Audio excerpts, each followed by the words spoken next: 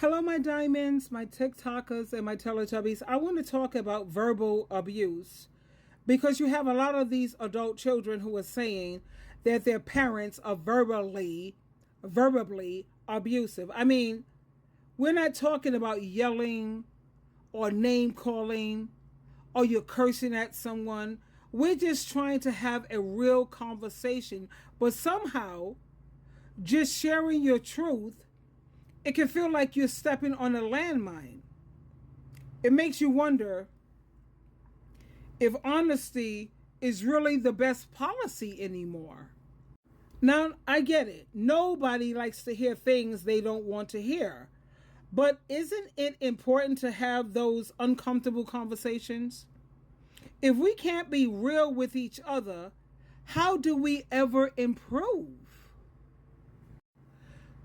So the thing I'm trying to get the younger ones to understand, if you're an adult child and someone is trying to give you honest feedback, maybe you should take a step back and think about it. Is it really verbal abuse? Or is it just someone trying to help you see things differently?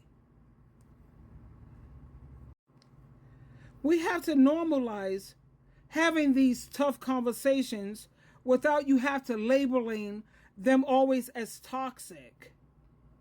Everyone, I think, they need some truth in their lives. I mean, if somebody really cares about you, they're going to tell you the truth. And that's not toxic because it's based on the truth. I mean, how many of us have noticed how these millennials and the Generation Z, or just these adult children, have you noticed how they react to the truth?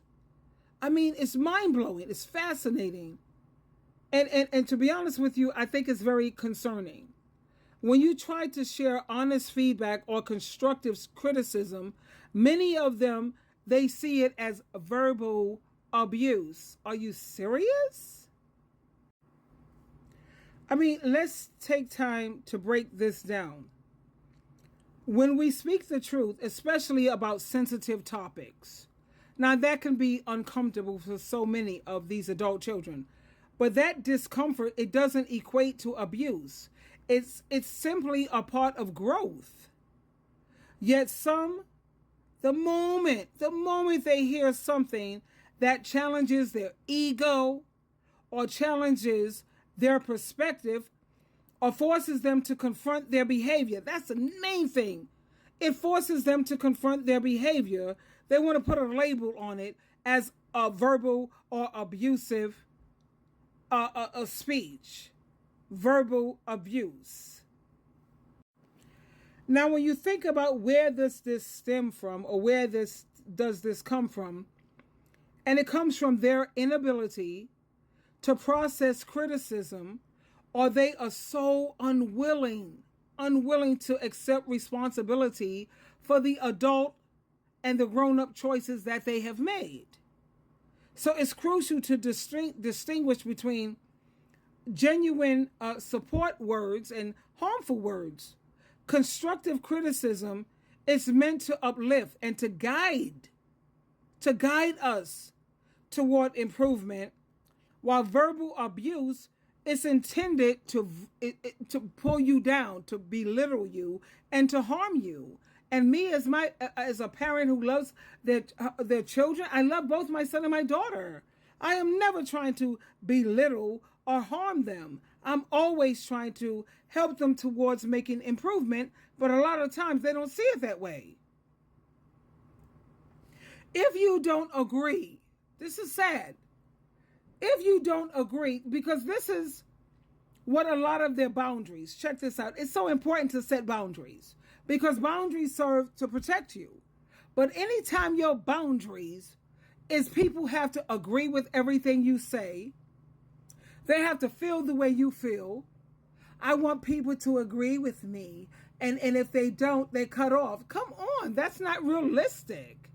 Which explains why you see so many millennials and Generation Z, 35% of the suicide rate has gone up. You have these millennials They are the loneliest generation out of any generation that has ever existed because they're unreasonable. Yes, it's important to have boundaries, but it's important to have healthy and reasonable. I got to put emphasis on this word, reasonable.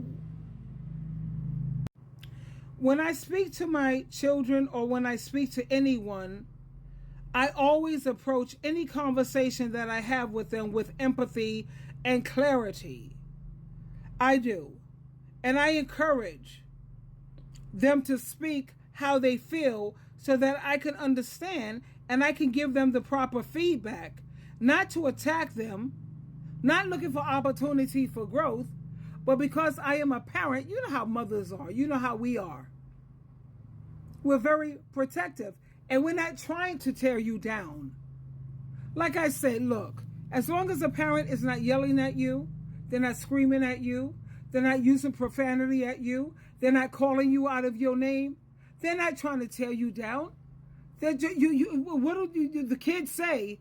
That they do need their parents, but they need their parents for their wisdom. They need their parents for their insight. Why is it a problem when your parents want to give you this wisdom and insight? You have a problem with it. You see it as, oh, you're just attacking me. What makes you feel that I'm attacking you? Because I don't see it the way you see it? Because the way you're seeing it, I have a different outlook. It's just that simple. I keep seeing things in terms of the book of life. Like you have this big old book, right? And this is called, the name of the book is called the Book of Life.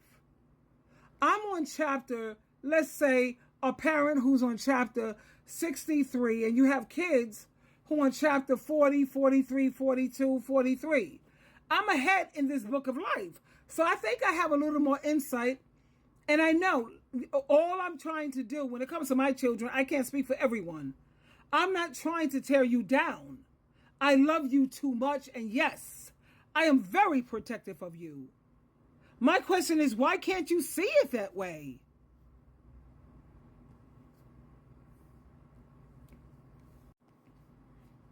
My question is, please, always remember that truth, it can be uncomfortable sometimes, but is so essential and necessary for progress. And for the children out there who are very thin-skinned, you have to mature emotionally, sweetheart. The Bible says, do not forsake the instruction of your mother and to listen to your father. And when you have a mother who had to be both your mother and your father, do you not think that you should listen, adhere to what your mom is telling you? She's not yelling at you. She's not screaming at you. She's not calling you MFers and all kind of BITCHs. She's just totally not calling you out of your name. When you have a mother who's on Jehovah God and Jesus team, you have to look at the source of where you're getting your information. You're getting your source from someone who loves you so much, who would die for you, who loves you like crazy. So do not forsake the instruction of your mother. What part of that can't you understand? And no, it's not verbal abuse. No. If what she's saying is based on facts and there's evidence to prove it and she can show it to you, then stop seeing it as verbal abuse. And maybe, just maybe, you need to develop a thicker skin because, honey, do you see the kind of world we live in?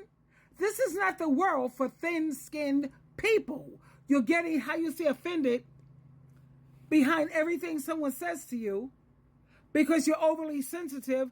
This is your mother telling you this. My question, why don't you believe me? Why don't you trust me?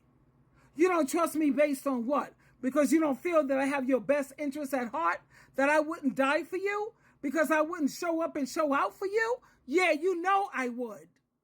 So that means you can trust me. Twinkle, twinkle, twinkle.